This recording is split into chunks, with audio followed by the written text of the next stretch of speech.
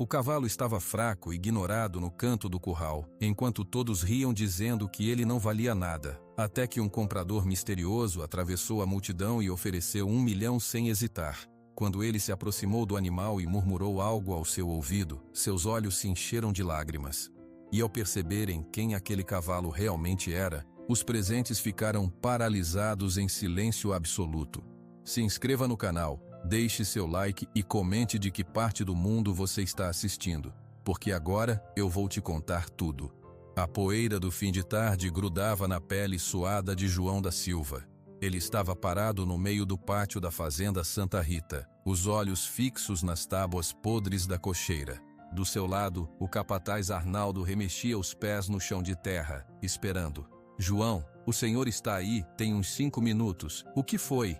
João não tirou os olhos da madeira rachada. O que foi, Arnaldo? O que foi é que essa cocheira vai cair na cabeça de algum animal, e eu não tenho dinheiro para comprar um prego novo.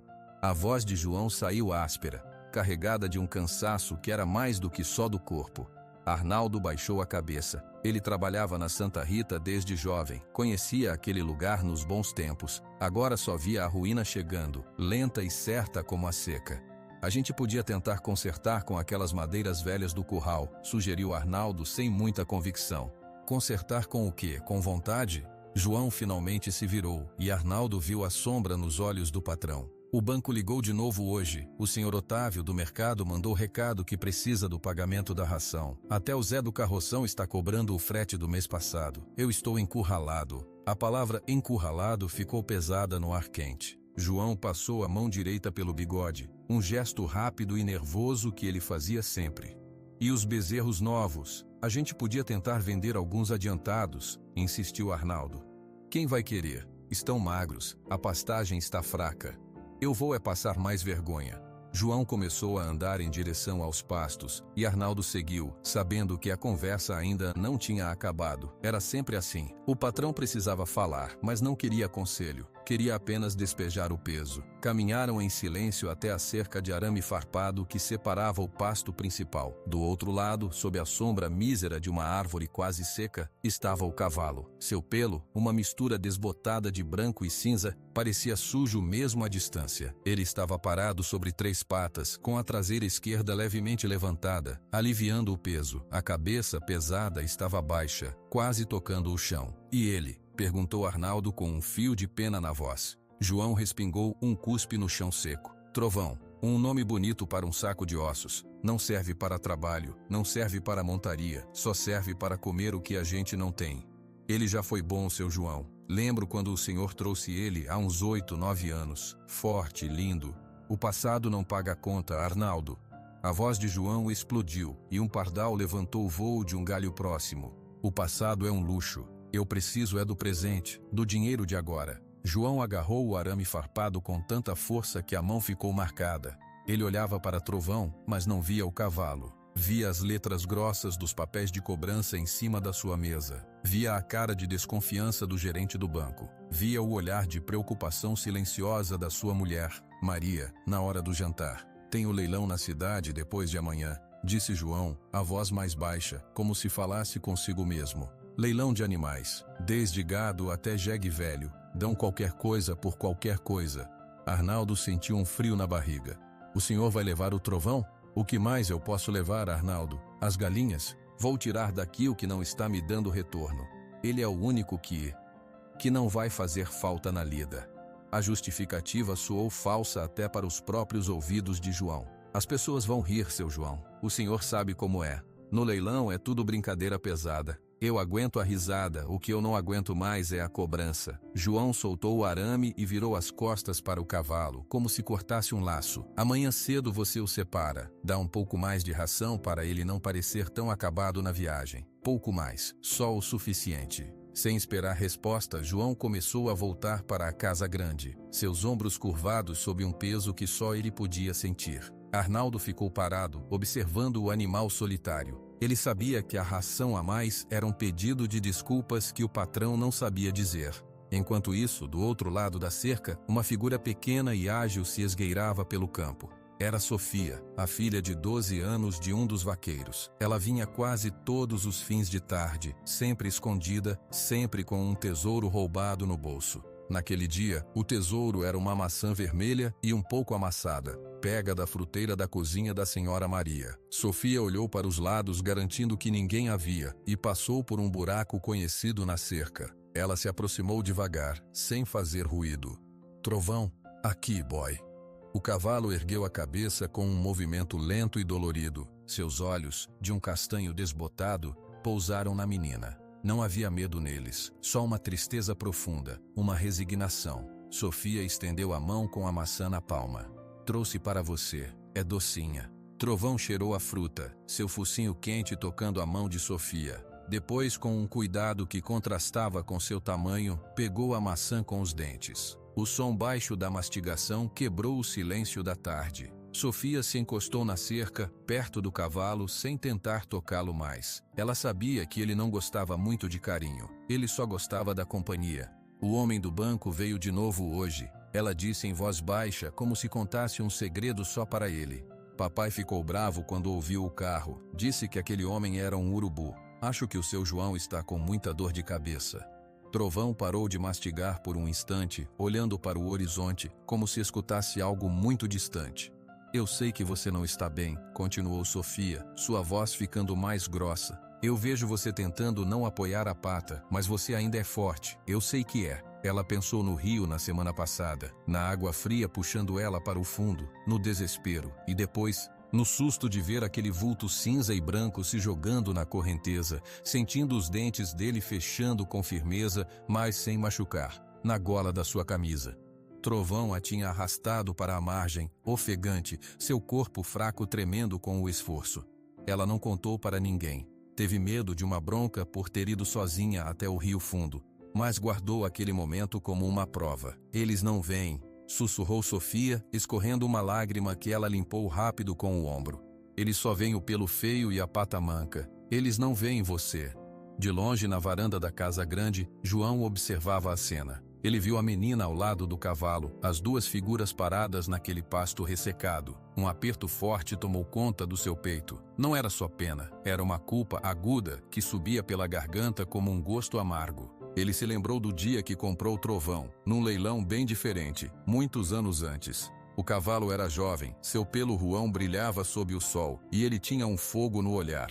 João pagou uma boa quantia por ele. Tinha planos. Depois veio a primeira seca, os primeiros prejuízos, e Trovão foi sendo deixado de lado, assim como tantas outras coisas na Santa Rita. Desculpa, velho. A palavra escapou dos lábios de João sem som, apenas um movimento. Mas é você ou a escritura da terra? E a terra fica, pelo menos um de nós tem que ficar. Ele entrou em casa, fechando a porta de madeira pesada, como quem tenta bloquear o próprio pensamento. Na cozinha, Maria arrumava a mesa para o jantar.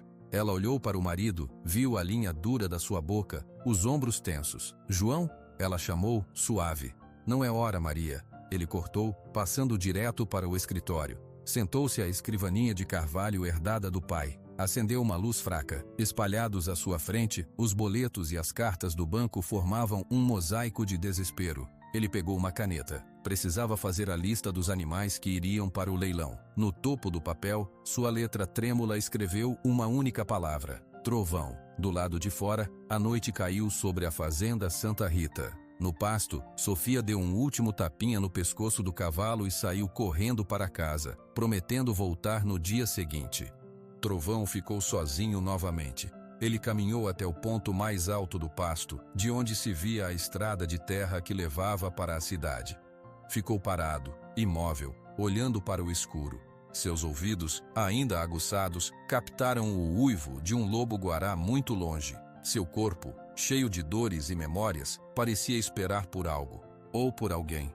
Ele não sabia que a 700 quilômetros dali, na cidade de São Paulo, um homem chamado Eduardo Prado guardava sua mala no porta-malas de um jipe. Nessa mala, havia um arquivo com fotos, mapas e uma foto desbotada de um menino sorrindo ao lado de um potro ruão. Eduardo olhou para o céu noturno cheio de luzes da cidade e depois para uma foto na carteira. Amanhã, Lucas, ele disse para a foto do filho. Amanhã eu vou para mais uma cidade, mais um leilão. Pode ser que dessa vez, pode ser. Ele não sabia que o cavalo que ele procurava há 10 anos estava naquele momento olhando para a mesma lua, em uma fazenda perto de Uberaba, com uma data marcada para o esquecimento. O sol da manhã estava quente e pesado sobre Uberaba quando o caminhão velho de João entrou no pátio de terra batida do curral municipal.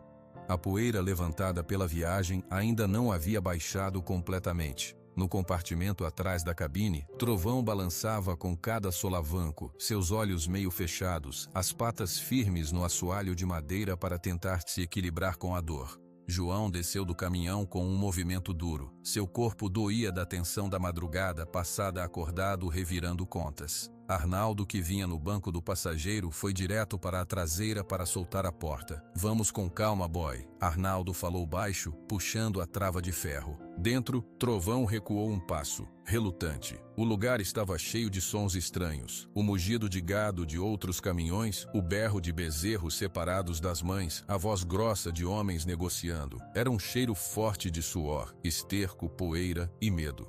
"Sai, Trovão, vai", João ordenou, vindo para ajudar. Sua voz soou mais áspera do que ele pretendia. Com um toque no flanco do animal, eles conseguiram fazê-lo descer a rampa. Trovão mancou visivelmente ao pisar no chão irregular. Ele olhou para os lados, suas orelhas se movendo, captando cada ruído novo. Um grupo de homens perto de uma cerca parou de conversar para olhar. "Ô João, trouxe a relíquia para passear?", gritou um deles, um fazendeiro chamado Moisés, conhecido por sua língua afiada. João não respondeu. Ele pegou a corda que estava presa ao cabresto de Trovão e começou a puxá-lo na direção do curral de espera, um cercado de madeira onde os animais à venda ficavam antes de entrar na arena do leilão. "Deixa eu ver isso de perto", disse Moisés, se aproximando com 2 amigos. Eles cercaram João e o cavalo. "Caramba, João, esse aí já foi enterrado e alguém desenterrou?" Risadas grossas seguiram o comentário. João sentiu um calor subir do pescoço para o rosto. Ele continuou andando, puxando o Trovão, que caminhava devagar, arrastando um pouco a pata machucada. "Fala sério, velho", continuou outro homem, batendo levemente no lombo de Trovão. O cavalo deu um sobressalto e o homem riu.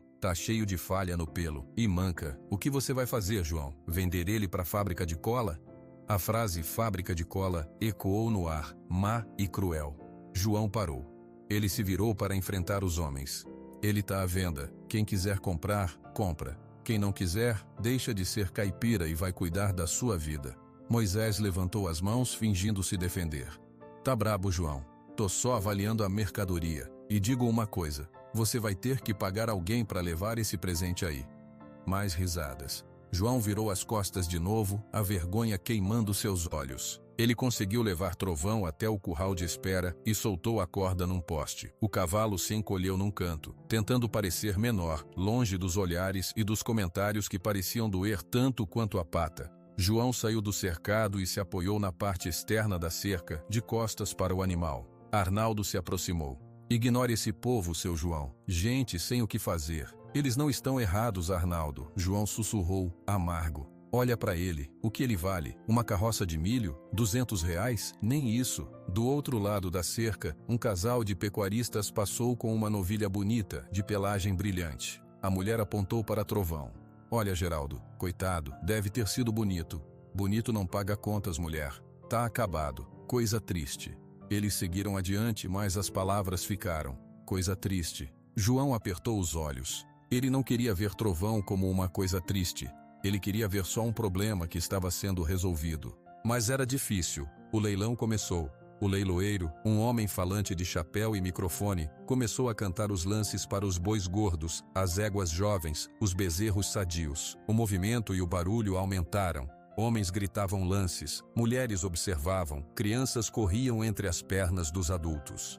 O cheiro de churrasco de uma barraca se misturava a tudo. Trovão tremia. O barulho era alto demais, assustador.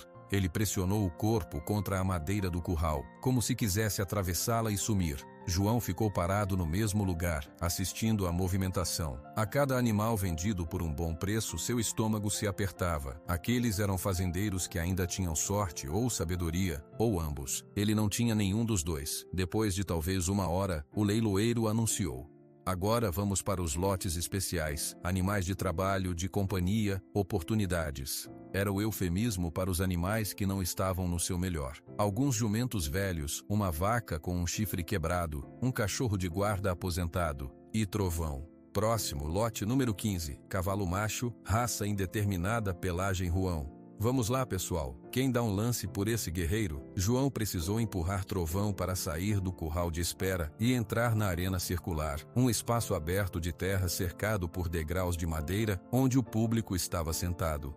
A luz do sol parecia mais forte ali, expondo cada falha no pelo de Trovão, cada costela marcada, o jeito desengonçado como ele se apoiava nas 3 patas. O silêncio foi o primeiro a chegar, um silêncio pesado, cheio de julgamento. Depois, veio o murmúrio. Guerreiro aposentado, né? Alguém gritou das arquibancadas. Ô leiloeiro, esse lote veio errado, tá parecendo um cavalo de filme de terror, berrou outro. Risadas gerais. O leiloeiro profissional tentou controlar a situação. Vamos lá, senhores, todo animal tem seu valor. Quem dá R$200? 100? Alguém para dar um lance de caridade para o senhor João da Silva? Cada palavra era uma facada. Caridade. João, de pé ao lado da porteira de entrada, sentiu as pernas fraquejarem. Ele se segurou na madeira áspera da cerca para não cair. Seu coração batia rápido e fraco.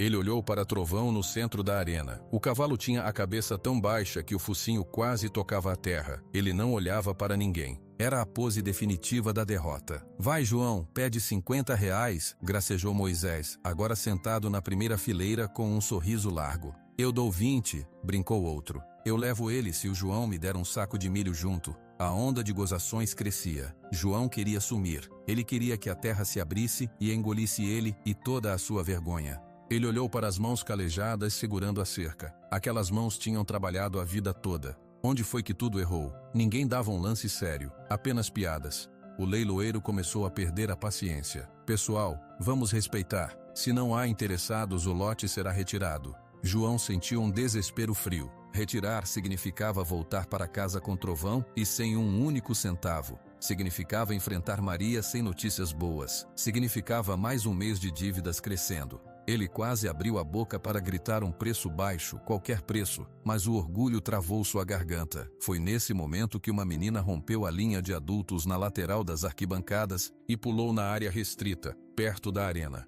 Era Sofia. Seu rosto estava sujo de lágrimas e poeira, e seus olhos estavam vermelhos de tanto chorar. Ela não olhou para João, não olhou para a multidão. Ela correu direto para o centro da arena, onde Trovão estava. Para! Ela gritou, mas sua voz fina se perdeu no barulho. Ela se colocou na frente do cavalo, abrindo os braços como se pudesse protegê-lo daqueles olhares e daquelas palavras. Para de fazer piada com ele, vocês são maus. Um silêncio repentino e constrangido caiu sobre alguns. Outros riram da cena. Olha só, o cavalo tem uma guardiã, zombou Moisés. Sofia se virou para ele com uma raiva pura de criança. O Senhor é um homem feio, o Trovão é melhor que o Senhor. Isso causou mais risadas. O leiloeiro fez um gesto para um ajudante. Tira essa criança daí. O ajudante começou a se aproximar. Sofia, em pânico, se virou e jogou os braços em volta do pescoço de Trovão, enterrando o rosto no pelo opaco. Eu não vou deixar eles te levarem. Ela chorou, e seu choro convulsivo foi a única coisa que se ouviu por alguns segundos. João observou aquilo. A cena da menina abraçando o cavalo desprezado por todos. Algo dentro dele se partiu. Não era só o orgulho, era alguma coisa mais profunda, que tinha a ver com a pessoa que ele um dia foi. Ele soltou a cerca e deu um passo para frente, não sabendo bem o que ia fazer. Foi então que um novo som cortou o ar, o ronco baixo de um motor poderoso. Um jipe grande e poeirento, mas de modelo caro, parou bem na entrada do pátio do curral, bloqueando a luz do sol por um instante. A porta do motorista se abriu. A porta do jipe se abriu e um homem alto desceu. O barulho do motor morreu e por um instante pareceu que o som do leilão também tinha diminuído. O homem usava um chapéu de cowboy branco, tão limpo que parecia novo. Suas botas eram de couro marrom claro e sua camisa xadrez estava bem passada. Ele não era da região. Todo mundo ali sabia reconhecer um peão de um fazendeiro, um caipira de um homem da cidade. Aquele homem era diferente. Ele fechou a porta do jipe com um baque sólido e olhou para o curral. Seu olhar era sério. Não era um olhar de curiosidade, nem de quem estava procurando diversão. Era um olhar que procurava algo específico. Ele varreu a multidão, os caminhões, os animais nos cercados de espera. Passou por João, parado perto da porteira. Passou pelo leiloeiro de microfone na mão. Passou por Sofia, que ainda estava abraçada em Trovão, chorando. Parou em Trovão. Os olhos do homem se fixaram no cavalo velho e manco no centro da arena. Ele não fez uma careta, não sorriu, não disse uma palavra, apenas começou a caminhar. As pessoas no caminho dele se afastaram em silêncio. Algo na postura reta dele, na intensidade do seu olhar, fazia as pessoas abrirem espaço. O burburinho do leilão havia quase parado. Só se ouvia o choro baixo de Sofia e o mugido distante de um boi. João observou confuso. Quem era aquele sujeito? O que ele queria? Será que era algum fiscal? O coração de João apertou com medo de uma multa por algo que ele nem sabia. O homem, Eduardo Prado, ignorou completamente todas as outras pessoas. Ele passou direto pela porteira e entrou na arena de terra batida. Seus passos eram calmos, mas determinados. Ele não olhava para os lados. Seu alvo era claro. Sofia, vendo aquele estranho se aproximando, soltou trovão e se afastou um pouco com medo. Ela foi para perto de João sem querer, buscando proteção perto de um adulto, mesmo que fosse aquele. Eduardo chegou a um passo de distância de Trovão. O cavalo ergueu a cabeça um pouquinho, seus olhos cansados encontraram os olhos sérios do homem. Não houve medo no olhar de Trovão, houve algo como reconhecimento ou apenas um cansaço tão grande que nem o sustento tinha mais força. O que aconteceu depois, ninguém no curral entendeu. Eduardo não fez o que todos os compradores fazem. Ele não abriu a boca de Trovão para ver os dentes. Não correu a mão pelas pernas para sentir os tendões. Não bateu no lombo para testar a musculatura. Ele fez algo muito mais simples e muito mais estranho. Ele se inclinou para a frente, apoiou suavemente a sua própria testa contra o pescoço sujo e áspero de Trovão, e fechou os olhos. Ficou assim. O silêncio agora era total, absoluto. Até o leiloeiro com o microfone na mão ficou mudo, boquiaberto. Moisés, o gozador, franziu a testa tentando entender a cena. As crianças pararam de correr. Todos os olhos estavam fixos naquele homem de chapéu branco e no cavalo ruão acabado. João sentiu um frio na espinha. O que estava acontecendo? Era algum tipo de brincadeira, uma performance? A vergonha dele começou a se misturar com uma curiosidade agoniante. Sofia segurou a barra da cerca com força, seus olhos arregalados. Ela via que Trovão não se agitava. O cavalo parecia ter parado de tremer. Sua respiração, antes ofegante de medo, ficou mais profunda e lenta. Eduardo Prado ficou com a testa apoiada no pescoço do cavalo por um tempo que pareceu muito longo. Ninguém se mexia. O mundo ali era apenas aquela cena silenciosa. Então, Eduardo abriu os olhos. Ele se afastou devagar. Suas mãos, que estavam soltas ao lado do corpo, tremiam levemente. Ele as escondeu nos bolsos do jeans. Ele virou o rosto e olhou diretamente para Trovão outra vez. Dessa vez, seu olhar não era só sério. Estava úmido. Ele piscou rápido algumas vezes como se estivesse lutando contra uma emoção muito forte. Finalmente, ele se virou. Seu olhar encontrou o de João, que estava paralisado do outro lado da cerca. Eduardo começou a caminhar em direção a João. Seus passos ecoavam na terra quieta. A multidão continuava em silêncio, esperando. A tensão no ar era tão grossa que dava para cortar. Ele parou a um braço de distância de João. O cheiro de poeira e suor de João contrastava com o cheiro limpo de sabonete que vinha do estranho. Eduardo olhou nos olhos de João. A voz que saiu dele era firme, clara e carregada de uma emoção contida que fazia cada palavra parecer pesada. Ela ecoou na quietude do curral. "Esse cavalo tem nome?" João engoliu seco. Sua própria voz saiu rouca e fraca. "Trovão. Chama Trovão." Eduardo fez um leve aceno com a cabeça, como se confirmasse algo para si mesmo. "Trovão." Ele repetiu o nome, dando um peso a ele que João nunca tinha dado. O homem então deu mais um passo, ficando ainda mais perto.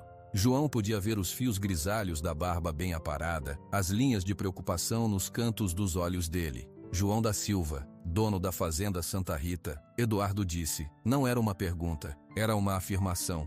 Ele já sabia. "Sim, sou eu", respondeu João perplexo. Como aquele homem sabia? Eduardo não explicou. Em vez disso, ele jogou o olhar por cima do ombro, para Trovão, que observava tudo de longe com a cabeça agora um pouco mais erguida. Quando ele voltou a olhar para João, sua expressão era de uma decisão tomada há muito tempo. Eu vou comprar o trovão, Eduardo disse. A frase em si não era tão surpreendente, considerando que o cavalo estava em leilão. Mas a maneira como ele falou, com uma certeza absoluta e solene, era. João sentiu um lampejo de esperança, fraco e desconfiado. O senhor, dá um lance então, o leilão tá aberto. Eduardo balançou a cabeça, um movimento lento e negativo. Não. João ficou confuso de novo. Como não? Eu não vou dar um lance, Eduardo explicou, sua voz ainda calma e grave. Eu não vou participar desse leilão. Eu vou comprar o cavalo de você. Agora, fora do leilão. O burburinho começou a voltar. Sussurros. O que ele disse? Quer comprar fora do leilão? Mas é contra as regras. O leiloeiro, recuperando a voz, falou pelo microfone. Perdão, senhor. O animal está em praça. Tem que ser por lance. É a regra. Eduardo nem olhou para o leiloeiro. Seu olhar continuou preso no de João, como se só existissem os dois ali. Eu pago o preço que você quiser. Diga um valor. João sentiu as pernas bambas de novo. Isso era um sonho? Uma armadilha? Seu cérebro, atordoado pela vergonha e pelo desespero, tentou pensar em um número. Um número que pagasse as dívidas mais urgentes. 5. 5.000 reais? Ele disse numa voz cheia de dúvida. Era muito mais do que qualquer um ali daria. Eduardo não hesitou. Não. João sentiu o rosto queimar. Claro que não. Era um absurdo. Ele estava sendo gozado de novo. A raiva e a humilhação começaram a voltar. Mas antes que ele pudesse falar qualquer coisa, Eduardo continuou. 5.000 reais é um insulto, disse Eduardo, e sua voz tinha um tom de dureza agora. Não para você, para ele. Ele apontou com o queixo na direção de Trovão. João não entendia nada, nada. O senhor então? O que o senhor oferece? Eduardo Prado respirou fundo. Ele olhou para o céu azul por um segundo, como se buscasse as palavras certas. Quando olhou de volta para João, seus olhos estavam brilhando. A frase que ele disse a seguir não foi gritada. Foi dita com uma clareza e uma força que fizeram com que cada pessoa no curral a ouvisse perfeitamente, mesmo os que estavam no fundo. Eu compro o trovão por R$1 milhão. A palavra milhão ficou pairando no ar poeirento do curral, como se tivesse peso próprio e não soubesse onde cair. Ninguém se mexeu, ninguém falou. Foi um silêncio de completo e absoluto espanto. João da Silva olhou para a boca do homem de chapéu branco, esperando ver um sorriso, um sinal de que era uma piada, mas não havia sorriso. O rosto de Eduardo Prado era sério, firme, como o de um homem que acabara de declarar a verdade mais simples do mundo. O leiloeiro foi o primeiro a quebrar o silêncio. Sua voz saiu meio engasgada pelo microfone. R$1 milhão? Pelo lote 15? Eduardo não respondeu ao leiloeiro. Ele continuou olhando para João. É R$1 milhão, em dinheiro. Transferência bancária imediata. O que você preferir. A voz de João finalmente voltou, mas saiu como um grunhido rouco. O senhor tá de brincadeira com a minha cara. Eu nunca brinco com coisas sérias, disse Eduardo. Sua mão direita saiu do bolso e segurou a aba do seu chapéu, num gesto que parecia quase automático. E isso é a coisa mais séria da minha vida. O burburinho começou baixo no início e depois cresceu como um enxame de abelhas. R$1 milhão. Ele é louco. Deve ser bilionário de São Paulo. Mas por quê? Olha o cavalo. João ouvia os comentários ao redor, mas eles pareciam vir de muito longe. Seu cérebro não conseguia processar. R$1 milhão. Era dinheiro para pagar todas as dívidas. Era dinheiro para consertar as cercas, comprar ração, pagar os funcionários atrasados. Era salvar a Santa Rita. Era respirar de novo. Mas como? Por quê? Moisés, o gozador, levantou-se da arquibancada, seu rosto agora vermelho de confusão e de uma inveja súbita. Isso é armação. João, você combinou isso com esse playboy aí para fazer graça com a gente? João nem olhou para Moisés, ele fitava Eduardo. Mostre. Prove que você tem R$1 milhão.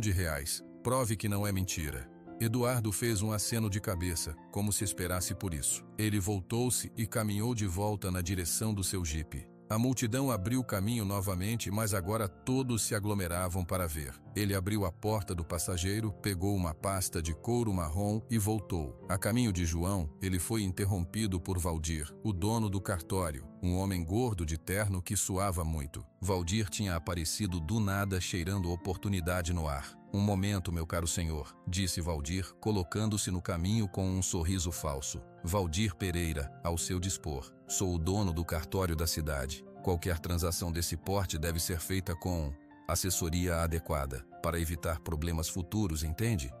Eduardo parou e olhou para Valdir. Seu olhar era gelado. Saia da minha frente, por favor. Valdir ficou ofendido. Olhe aqui, não se fala assim. Eu só estou tentando ajudar. O João aqui tem dívidas, muitas dívidas. A venda de um bem pode ser contestada pelos credores. É uma situação jurídica delicada. João sentiu um novo tipo de pânico. Valdir estava tentando meter a colher, tentando criar problemas para tirar uma parte. Isso não é da sua conta, Valdir, gritou João. É da conta de todos os credores, João, inclusive os trabalhadores que você não pagou. Contra-atacou Valdir, virando-se para a multidão. Ele atrasa salário há 3 meses, eu sei disso. O murmúrio da multidão mudou de tom. Alguns olhares de simpatia por João viraram olhares de desconfiança. Eduardo respirou fundo, uma respiração longa e controlada. Ele ignorou Valdir completamente. Contornou o homem e foi até João. Abriu a pasta. Dentro havia alguns papéis. Ele tirou uma carta timbrada. Isso é uma carta do Banco Santander de São Paulo. Atesto que a conta de Eduardo Prado tem fundos superiores a 2 milhões de reais. Tem o telefone do gerente. Você pode ligar agora. João pegou o papel com as mãos trêmulas. A carta parecia real. Tinha logotipo, assinatura, carimbo. Ele olhou para o número. Olhou para Eduardo. Ligue, disse Eduardo simplesmente. João não tinha coragem. Arnaldo, que tinha ficado quieto o tempo todo, se aproximou. Eu tenho celular com crédito, seu João. Com movimentos lentos, João pegou o celular velho de Arnaldo. Ele discou o número, suas mãos suando. Colocou no viva voz. Todos ao redor se inclinaram para ouvir. O telefone tocou 2 vezes. Uma voz feminina profissional atendeu. Banco Santander, setor de clientes especiais. Boa tarde, fala a Adriana. João engasgou. Boa tarde. Aqui é João da Silva. Estou com o senhor Eduardo Prado. Ele me mostrou uma carta. Ah, sim, o senhor Prado. Posso confirmar os dados. O saldo disponível em conta corrente é de R$ 2.463.000 reais. Posso ajudar em mais alguma coisa? O silêncio que seguiu foi diferente do primeiro. Dessa vez era um silêncio de fato consumado, de realidade batendo na porta. Obrigado, sussurrou João e desligou. Ele entregou o celular de volta para Arnaldo. Suas pernas não o sustentaram mais. Ele se apoiou com as 2 mãos na cerca, curvando o corpo para frente, ofegante.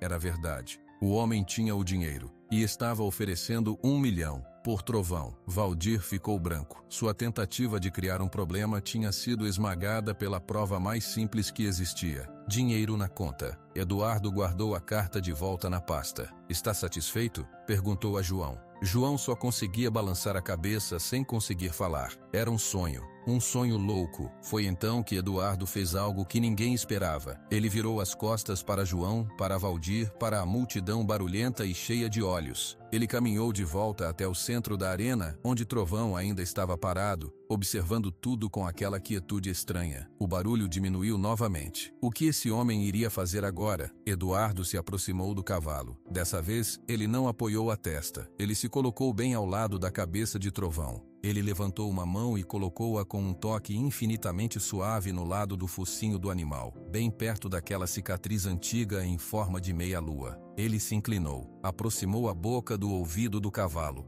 e sussurrou. O sussurro foi tão baixo que nem João, a poucos metros de distância, conseguiu ouvir. Mas as palavras foram ditas. Foram 3 frases curtas. A reação de Trovão foi instantânea e mudou tudo. O cavalo, que parecia uma estátua de desânimo, deu um passo para trás, surpreso. Seu pescoço se ergueu. Seus olhos, aqueles olhos castanhos e cansados, se arregalaram. Eles se fixaram no rosto de Eduardo, examinando cada detalhe, cada linha. E então, algo que nenhuma das pessoas ali tinha visto em um animal aconteceu. Os olhos de Trovão começaram a brilhar com uma umidade intensa. Não foi apenas um brilho. 2 lágrimas grossas e claras se formaram no canto de cada olho. Elas cresceram, rolaram pela pele áspera do focinho, limparam pequenos sulcos na poeira e caíram no chão de terra da arena. 2 manchas escuras apareceram na terra. O cavalo estava chorando. Um murmúrio de espanto e comoção percorreu a multidão. Mulheres levaram as mãos à boca. Homens sérios viraram o rosto emocionados. O próprio leiloeiro parecia ter um nó na garganta. Sofia, que tinha ficado quieta o tempo todo, começou a chorar de novo, mas sem fazer som. Ela entendia. Algo profundo e antigo tinha se reconectado. João sentiu um frio percorrer todo o seu corpo, seguido por uma onda de calor. O que aquele homem tinha sussurrado? O que tinha feito o cavalo, seu cavalo velho e cansado, chorar daquela maneira? Eduardo ficou ali por mais um momento, sua mão ainda no focinho de Trovão, seus olhos também cheios de lágrimas que ele não deixava cair. Ele disse mais alguma coisa muito baixinho, só para o animal. Finalmente, ele se afastou. Quando se virou para enfrentar a multidão novamente, seu rosto estava transformado. A dureza havia dado lugar a uma expressão de alívio tão profundo que parecia dor. Ele limpou os olhos rapidamente com as costas da mão. Foi nesse momento de silêncio carregado de emoção que uma nova voz, trêmula e idosa, gritou da beira das arquibancadas. Esperem, me deixem ver. Abram caminho para essa velha, pelo amor de Deus. As pessoas se viraram. Uma senhora muito idosa, vestindo um vestido florido e apoiada em uma bengala, tentava descer os degraus de madeira com dificuldade. Era Dona Isaura. Me deixem chegar perto daquele cavalo. Ela insistiu, sua voz rouca, mas cheia de uma urgência que fez todos se afastarem para ela passar. Dona Isaura avançou com uma determinação que parecia emprestada de alguém muito mais jovem. Sua bengala batia na terra a cada passo, marcando o ritmo da sua urgência. As pessoas se afastavam, respeitosas. Todos na cidade conheciam ou tinham ouvido falar da velha parteira. Ela era uma figura, uma memória viva. Ela passou por Valdir sem dar-lhe atenção. Passou por João, que a observava com a boca entreaberta. Seus olhos azuis, ainda brilhantes sob as pálpebras enrugadas, estavam fixos em apenas uma coisa: Trovão. O cavalo, com as lágrimas ainda úmidas no focinho, olhou para a senhora que se aproximava. Ele não recuou. Dona Isaura parou a poucos centímetros dele. Não tocou nele imediatamente. Primeiro, ela apenas olhou. Seu olhar percorreu o corpo magro, as pernas finas, o pelo opaco. Ficou longo tempo nos olhos do animal, que agora pareciam menos vazios, como se as lágrimas tivessem lavado um pouco da névoa. Então, ela levantou a mão esquerda, trêmula, e a estendeu em direção ao focinho de Trovão. Sua atenção foi direto para o lado direito, para aquela cicatriz branca e antiga em forma de meia-lua. Deixa essa velha ver, meu guerreiro. Ela sussurrou, numa voz tão baixa que quase ninguém ouviu. Seus dedos ossudos e com manchas da idade tocaram a cicatriz com uma delicadeza infinita. Ela seguiu o contorno da marca com a ponta do dedo indicador. 1, 2 vezes. Sua respiração ficou mais ofegante. De repente, ela puxou a mão para trás como se tivesse tocado em algo quente. Seu rosto, já pálido, ficou branco como papel. Ela levou a mão ao peito. Meu Deus do céu, ela disse, e dessa vez sua voz saiu forte, clara, carregada de um choque profundo. Meu Deus do céu, é ele! João deu um passo à frente. Dona Isaura, o que foi? A velha senhora se virou para a multidão. Seus olhos vasculharam os rostos até encontrar o de Moisés, o gozador, que agora parecia apenas curioso. Cale a boca, seu Moisés, ela ordenou apontando a bengala para ele. Você era um bebê corado que eu peguei no colo e não sabe de nada. Deixa eu contar a história direito. Moisés, surpreendentemente, ficou calado e encolheu os ombros, intimidado. Dona Isaura voltou-se para Trovão e depois para todas as pessoas ali. Ela respirou fundo, apoiando-se na bengala com as 2 mãos.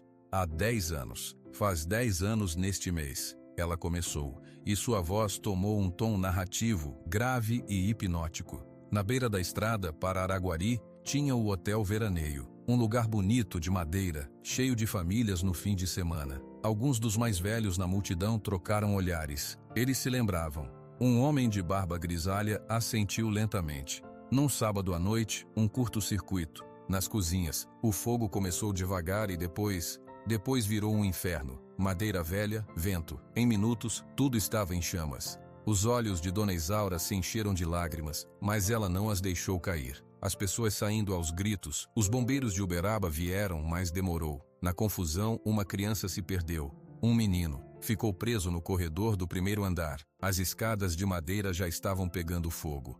O curral estava em silêncio total. Até os animais pareciam quietos. Todos ouviam. De repente, continuou Dona Isaura, sua voz trêmula de emoção. Um cavalo escapou dos estábulos que tinha atrás do hotel. Um cavalo ruão, jovem e forte. Ele estava apavorado com o fogo. Com o barulho, todo mundo pensou que ele ia correr para o mato, se salvar. Ela fez uma pausa, olhando diretamente para Trovão. Mas ele não correu. Ele parou, olhou para o hotel em chamas, ouviu o choro da criança. E então aquele animal, esse animal aqui, virou e galopou direto para dentro do fogo. Um murmúrio de incredulidade percorreu a multidão.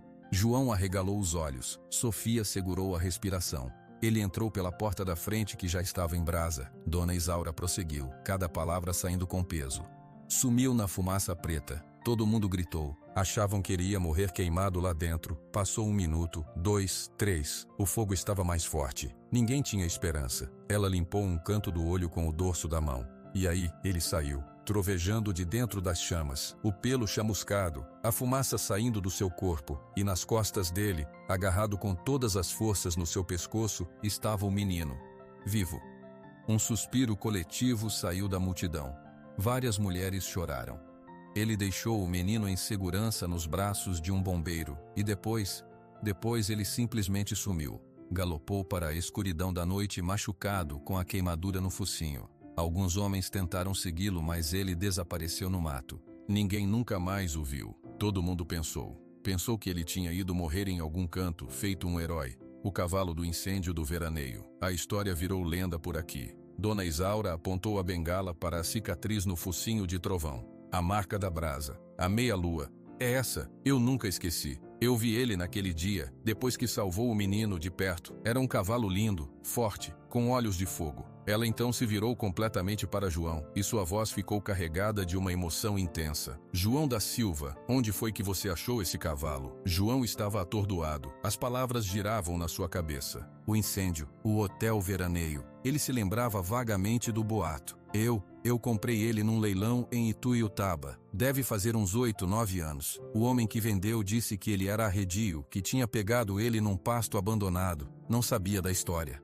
Claro que não sabia, exclamou Dona Isaura. O herói virou um fantasma, e o fantasma veio parar na sua fazenda, João. E você estava vendendo um fantasma por trocados. A frase caiu como uma bomba sobre João. Ele sentiu as pernas fraquejarem outra vez. O peso daquela revelação era esmagador. Ele não tinha tentado vender um cavalo velho. Ele tinha tentado vender um herói que salvou uma criança. A vergonha que ele sentiu antes era nada perto do que ele sentia agora. Era uma vergonha profunda que queimava por dentro. A multidão já não zombava. Os olhares agora eram de reverência, de espanto, de culpa também. As pessoas que tinham rido minutos antes baixavam a cabeça. Foi então que Eduardo Prado, que tinha ficado imóvel durante todo o relato, se moveu. Ele caminhou até o centro, ficando ao lado de Dona Isaura. Ele olhou para ela com um respeito imenso.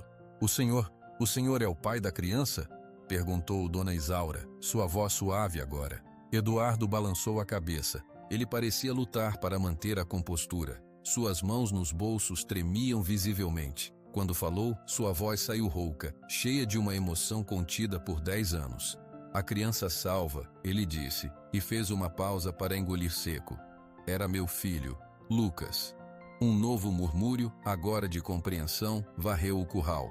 As peças começavam a se encaixar. Eduardo olhou para as pessoas ao redor e depois fixou o olhar em João. Meu filho Lucas tinha 8 anos naquela noite. Ele estava com a mãe, minha ex-esposa, num fim de semana. Eu estava em São Paulo a trabalho. Sua voz falhou por um segundo. Quando recebi a ligação, pensei que tinha perdido ele. Ele tirou as mãos dos bolsos e abriu uma delas. Nela, ele segurava não dinheiro, não documentos, mas uma fotografia plastificada, pequena e desbotada. Ele a mostrou primeiro para Dona Isaura, depois para João e então levantou para que outros pudessem ver. Na foto, um menino moreno de sorriso largo, com uns 7 ou 8 anos, estava abraçado ao pescoço de um potro ruão, jovem e de pelo brilhante. O menino e o cavalo pareciam felizes. Atrás deles, dava para ver a estrutura de madeira de um hotel. Foi tirada um dia antes do incêndio, explicou Eduardo, sua voz embargada. Lucas tinha feito amizade com o cavalo dos estábulos do hotel.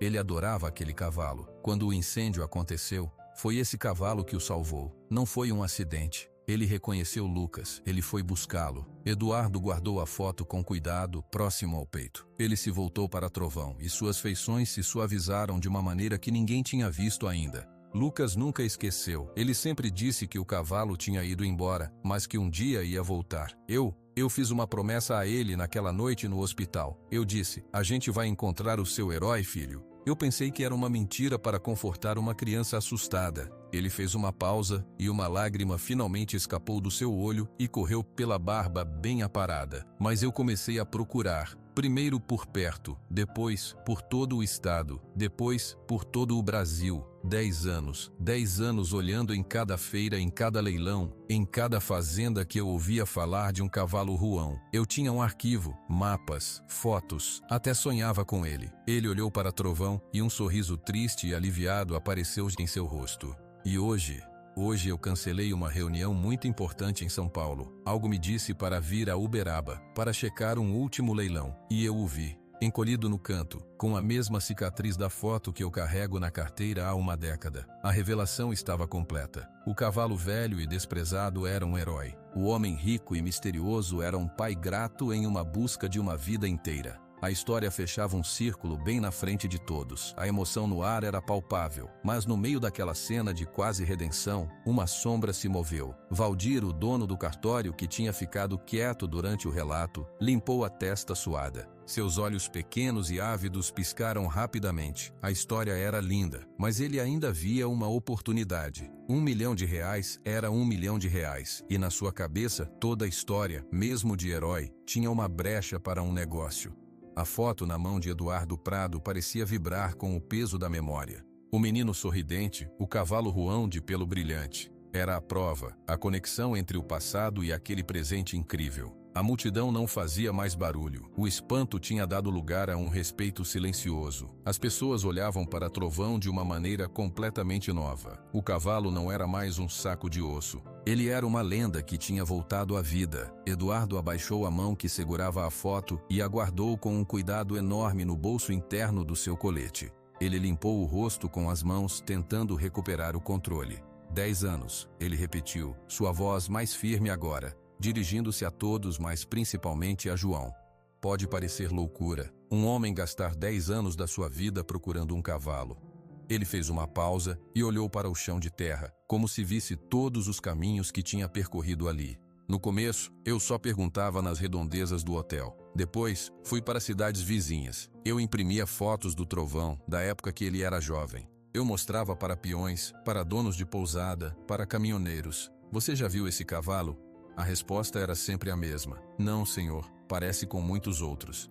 Ele levantou os olhos e encontrou o olhar de Dona Isaura. Muitas vezes me disseram que ele devia ter morrido, que um animal machucado daquele jeito não sobreviveria sozinho. Eu quase acreditei, mas aí eu olhava para o meu filho, para a esperança nos olhos dele, e eu continuava. João escutava, paralisado. Ele não conseguia imaginar a determinação daquele homem. Gastar tempo, dinheiro, energia por um animal que agora era dele, João, e que ele estava desesperado para vender por qualquer coisa. Eu expandi a busca, continuou Eduardo. Fui para o Mato Grosso, para Goiás, para o Paraná. Eu visitava feiras de gado, leilões como esse. Eu contratava pessoas para me avisar se vissem um cavalo ruão com uma cicatriz no focinho. Eu tinha um mapa na minha sala, com alfinetes marcando todos os lugares onde eu tinha estado. O mapa ficou cheio de buracos. Ele tirou do bolso de trás uma carteira de couro gasta. De dentro ele retirou não dinheiro, mas um pequeno caderno de anotações, preto, com as bordas desgastadas. Ele abriu em uma página aleatória e mostrou para João que estava mais perto. A página estava cheia de anotações à mão, datadas. 2 de março. Cidade X, relato de cavalo ruão em fazenda abandonada. Falso, era uma égua.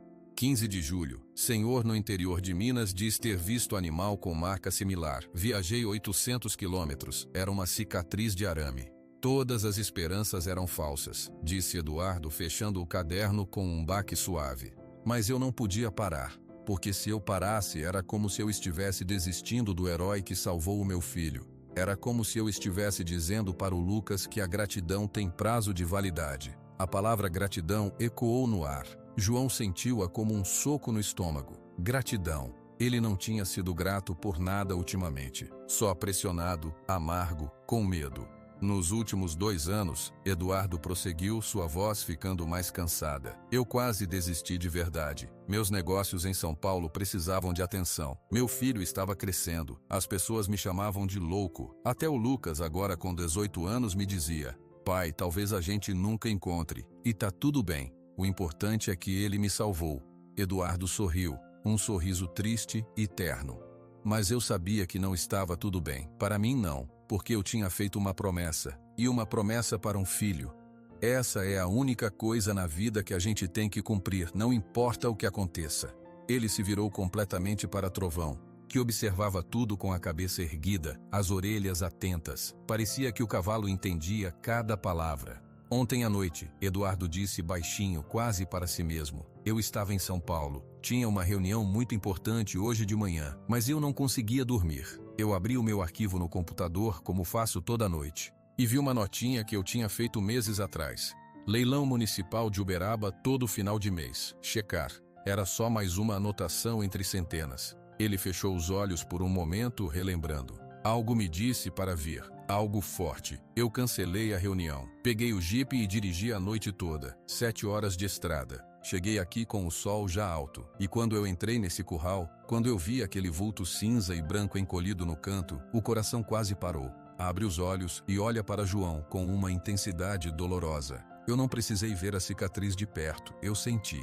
É difícil explicar. Depois de 10 anos procurando você reconhece a postura, a maneira que ele inclina a cabeça, a sombra nos olhos. Era ele, era o meu fantasma. O silêncio que se seguiu foi quente e cheio de emoção contida. Dona Isaura assentiu lentamente, como se a história daquele homem confirmasse todas as histórias que ela mesma guardava na memória. Foi então que Valdir, o dono do cartório, viu sua chance. A emoção era alta, as pessoas estavam sensibilizadas. Era o momento perfeito para parecer razoável, para se colocar como o homem prático no meio do sentimentalismo. Ele limpou a garganta e adiantou-se alguns passos, colocando-se entre Eduardo e João. É uma história muito bonita, senhor Prado. Comovente, realmente, começou Valdir com uma voz untuosa e falsamente compreensiva. Quem não se emocionaria? Um pai, seu filho, um herói animal, é material de cinema. Eduardo olhou para Valdir com uma frieza que fez o homem hesitar por uma fração de segundo. No entanto, Valdir continuou, recuperando a pose. Nós temos que lidar com a realidade dos fatos, não é? As leis, as dívidas. O senhor João, com todo respeito, não está em situação de vender nada. Ele tem credores trabalhistas inclusive. João sentiu um surto de pânico. Valdir, isso não é da sua conta. O cavalo é meu. É seu até a penhora, João, rebateu Valdir, virando-se para a multidão. Ele deve salários a 3 funcionários há 3 meses. Eu sei porque um deles foi ao meu cartório pedir orientação. Pela lei, se há dívida trabalhista, a venda de um bem pode ser anulada se não houver acordo com os credores. O dinheiro tem que ir para um leilão judicial. Era uma meia-verdade distorcida. Valdir sabia que o processo era mais lento e complicado, mas soava convincente para quem não entendia do assunto. Ele queria criar uma névoa de dúvida. Queria se meter no meio da transação de R$1 milhão. Uma comissão de assessoria poderia ser gorda. A multidão que estava emocionada ficou dividida novamente. Alguns murmuravam que Valdir tinha um ponto. Outros rosnaram, irritados com ele estragar o momento. Eduardo estudou Valdir por um longo momento. Seus olhos pareciam medir o homem, pesar sua ganância. "O senhor é advogado?" perguntou Eduardo calmamente. Valdir se inflou. "Sou dono do cartório. Conheço as leis de registro e transação de bens como ninguém nesta cidade." "Então o senhor não é advogado, é um cartorário." A palavra saiu sem desdém, apenas como um fato. "O senhor está afirmando que há uma ordem judicial penhorando este animal específico, o cavalo Trovão?" Valdir ficou ligeiramente desconfortável. Não exatamente uma ordem. Mas há a dívida, e a lei protege o trabalhador. Se você comprar e os funcionários processarem depois, você pode perder o cavalo e o dinheiro. Estou tentando evitar um problema futuro para o senhor." Eduardo deu um pequeno sorriso sem humor, muito atencioso da sua parte. Ele então olhou para João. "É verdade? Você deve salários?" João sentiu a terra afundar sob seus pés. Ele olhou para Arnaldo, que estava ali perto. O capataz tinha um rosto fechado, impenetrável. João sabia que ele era um dos que não tinha recebido. A vergonha era um gosto de metal podre na sua boca. É verdade, João admitiu, a voz quase sumindo. Devia para 3 homens. Um deles foi embora. Os outros 2 estão aqui. Ele não conseguia olhar para Arnaldo. Eduardo não pareceu surpreso. Ele acenou com a cabeça como se tivesse resolvido um pequeno problema matemático. Tudo bem, então a solução é simples. Ele se virou para os homens ao redor. Quem aqui é credor do senhor João da Silva por salários atrasados? Por favor, se identifique. Arnaldo deu um passo à frente, seus olhos velhos e cansados fixos no chão. Um outro homem mais novo, chamado Tião, que ajudava na manutenção, fez o mesmo, parecendo envergonhado com a exposição. Valdir sorriu, achando que estava ganhando.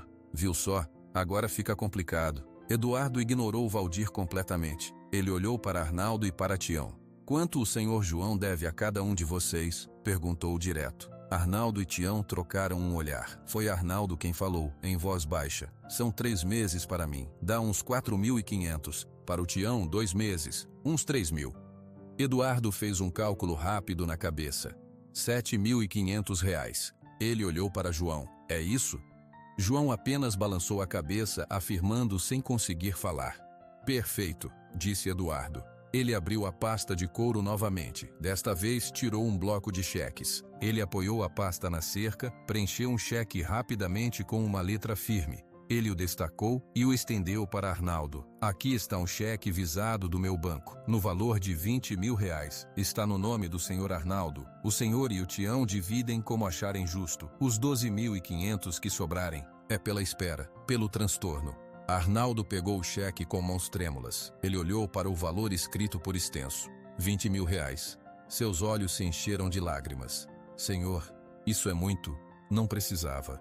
Precisava sim, disse Eduardo com suavidade. É o valor da dignidade do trabalho de vocês.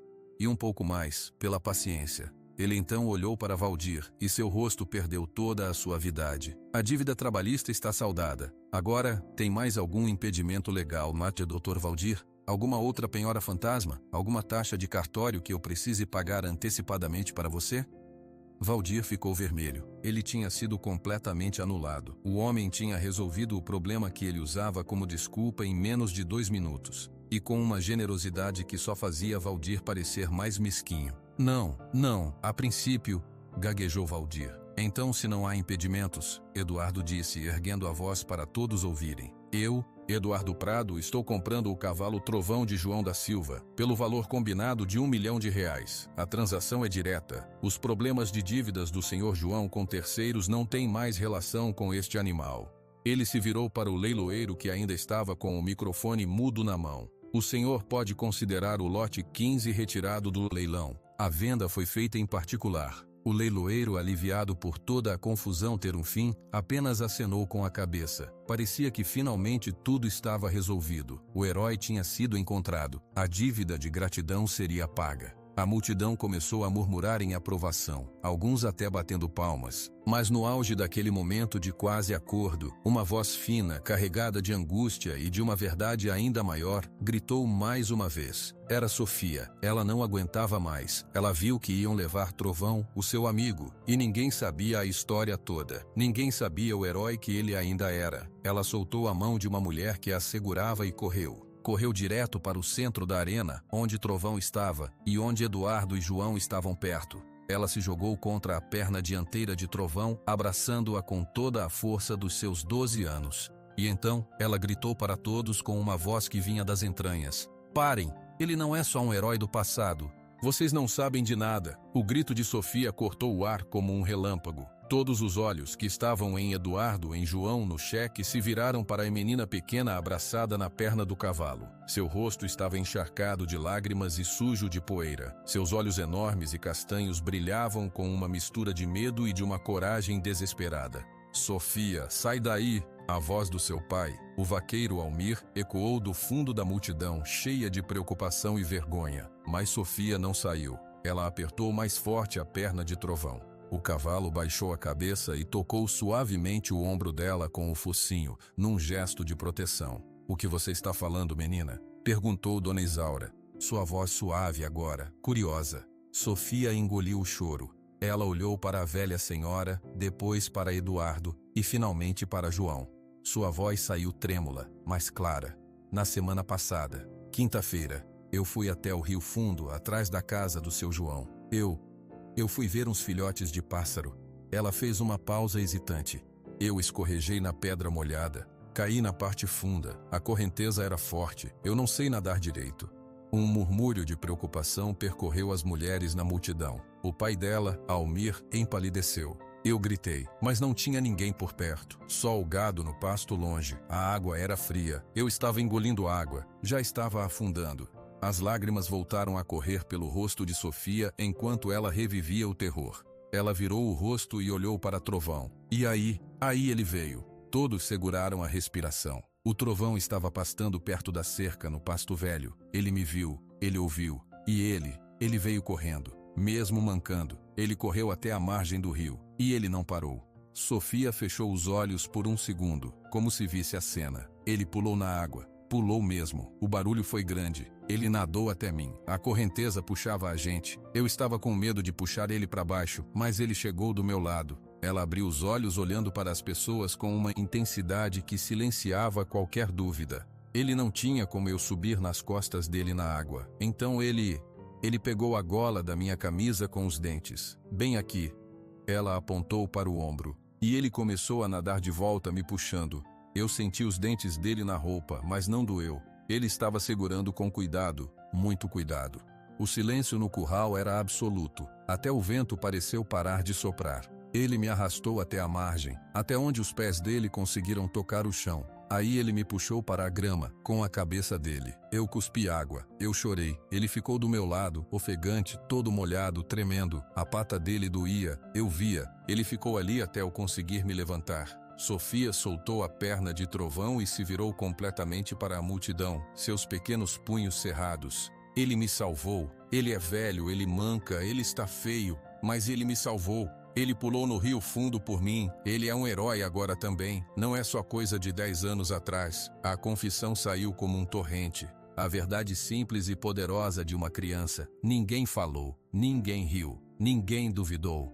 Os olhos de todas as pessoas se voltaram para Trovão. O cavalo parecia entender. Ele ergueu a cabeça um pouco mais. Não era o gesto de um animal vitorioso. Era o gesto de um animal que tinha cumprido seu dever, apesar de tudo. Apesar da dor, da idade, do abandono. Dona Isaura foi a primeira a se mover. Ela caminhou devagar até Sofia. Colocou uma mão enrugada no rosto molhado da menina. Você é uma menina muito corajosa, Sofia. E você tem razão. Ela então olhou para todos. O herói não descansou. A bravura não se aposenta. Ela vive no coração. E o coração desse cavalo ainda bate forte. A emoção que já estava alta transbordou. Mulheres choravam abertamente. Homens fortes, vaqueiros acostumados à dureza, limpavam os olhos disfarçadamente. A história já era linda, agora era avassaladora. João da Silva sentiu como se cada palavra de Sofia fosse uma pedra batendo no seu peito. Ele não sabia, ele não fazia ideia. Enquanto ele via Trovão como um peso, um problema, o cavalo estava salvando a vida da neta de um dos seus funcionários. A culpa que ele sentia antes era um arranhão, agora era um abismo que se abria dentro dele. Ele mal conseguia olhar para o cavalo. Eduardo Prado observava Sofia com uma expressão de profunda admiração.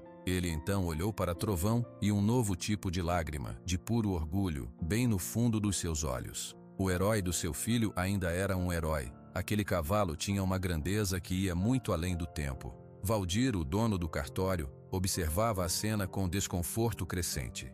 A história da menina tinha mudado tudo novamente. Antes, ele era o homem prático contra o sentimentalismo. Agora, ele parecia apenas mesquinho, pequeno. Sua tentativa de ganhar dinheiro em cima daquela situação parecia repulsiva até para ele mesmo. Ele viu os olhares de desaprovação das pessoas ao seu redor. Foi o próprio Valdir que quebrou o silêncio seguinte. Sua voz saiu rouca, diferente da voz untuosa de antes.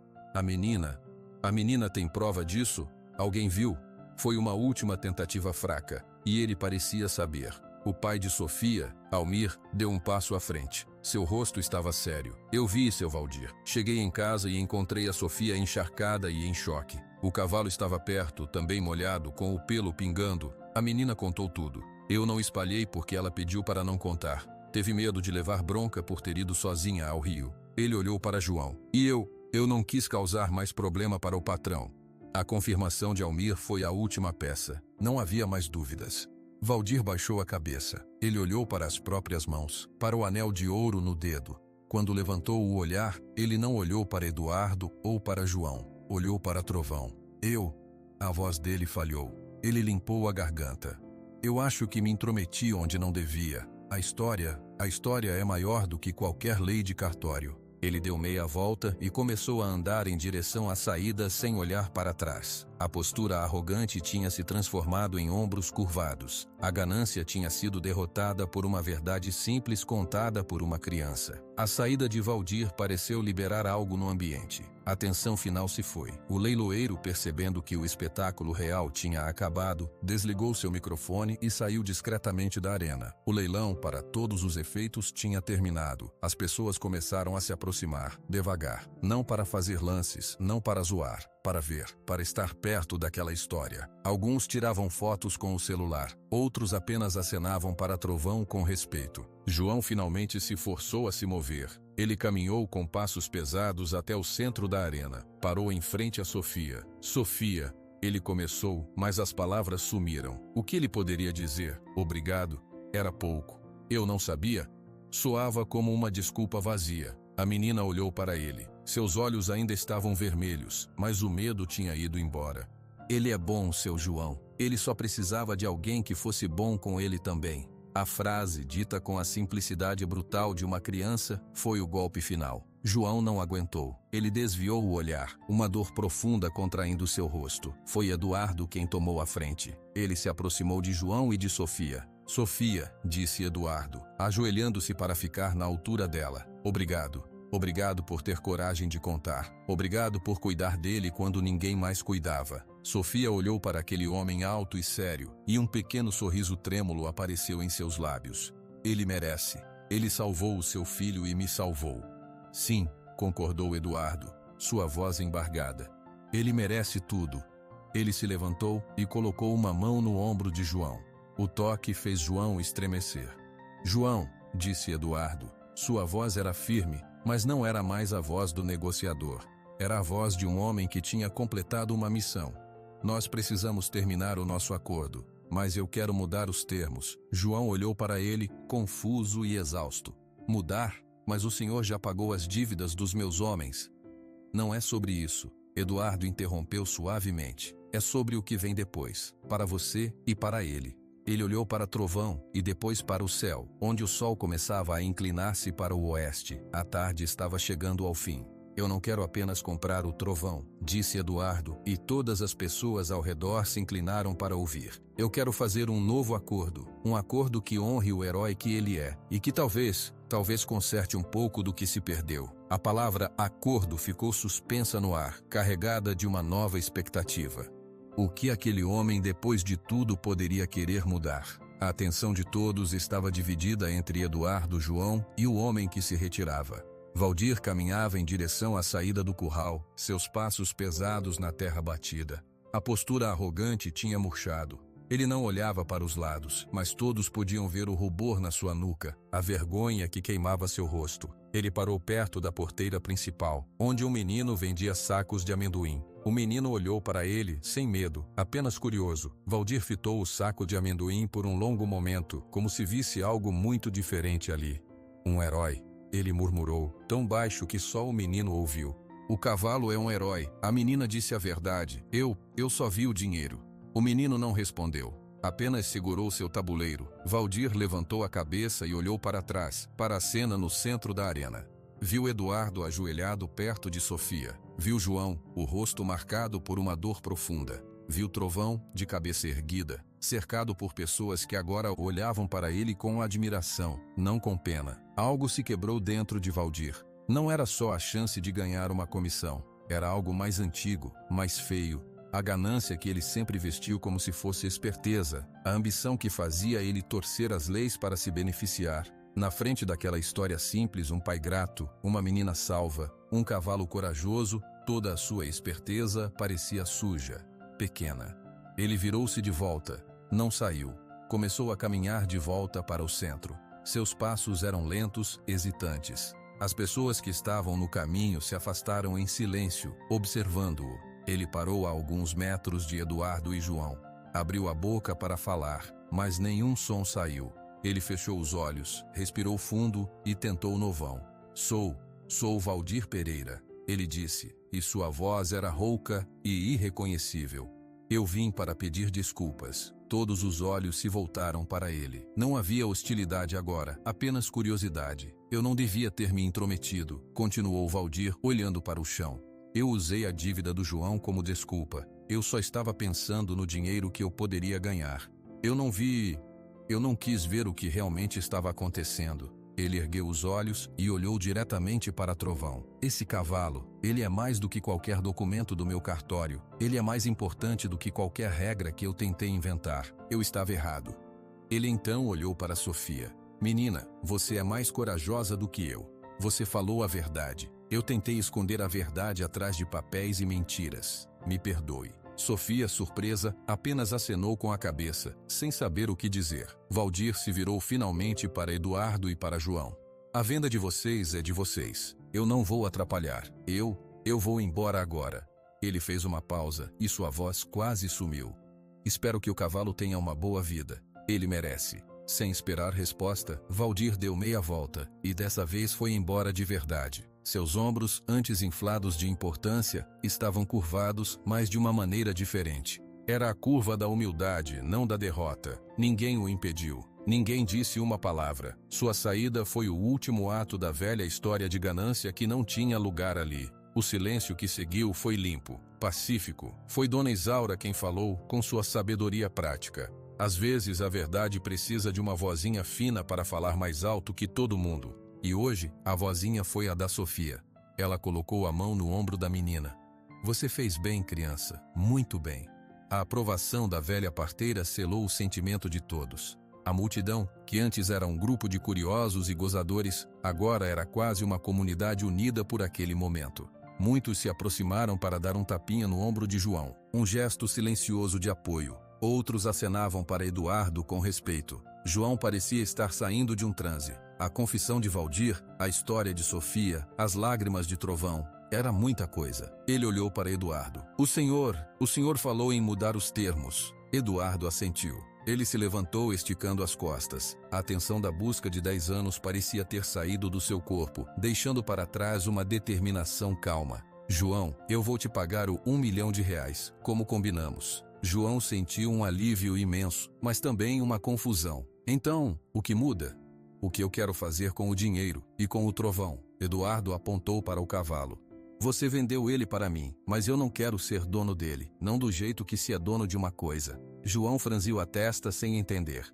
Eu quero resgatá-lo, explicou Eduardo, suas palavras cuidadosas. Esse dinheiro não é um preço, é um agradecimento. Para você por ter cuidado dele todos esses anos, mesmo sem saber quem ele era. E é um fundo para o futuro dele. Ele fez uma pausa, olhando para as pessoas ao redor, incluindo-as na explicação. Eu vou usar uma parte desse dinheiro, a parte que seria do Trovão, para pagar os melhores veterinários do país. Tem um hospital equino em São Paulo que é referência. Eu vou levar ele para lá. Vamos tratar dessa pata, dar a alimentação certa, fazer exames, recuperar a saúde dele.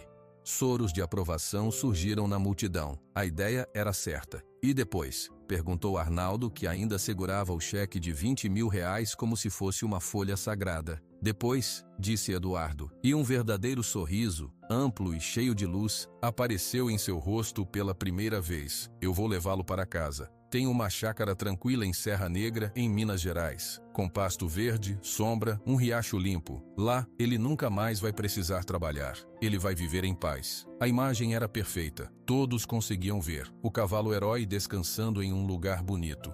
E tem mais uma coisa, Eduardo continuou, sua voz ficando mais suave. Lá, meu filho Lucas vai poder reencontrá-lo. Meu filho agora tem 18 anos. Ele nunca parou de falar do cavalo que o salvou. Ele vai cuidar do Trovão comigo. Vai ser o fechamento de uma promessa. O círculo estava completo. O pai encontra o herói do filho. O filho reencontra o herói da sua infância. O herói encontra a paz. João sentiu um nó na garganta. Era tudo tão certo, tão justo. Ele olhou para as mãos vazias. R$1 milhão salvaria a fazenda, mas ele estava prestes a perder algo que agora ele entendia tinha um valor que dinheiro nenhum pagava.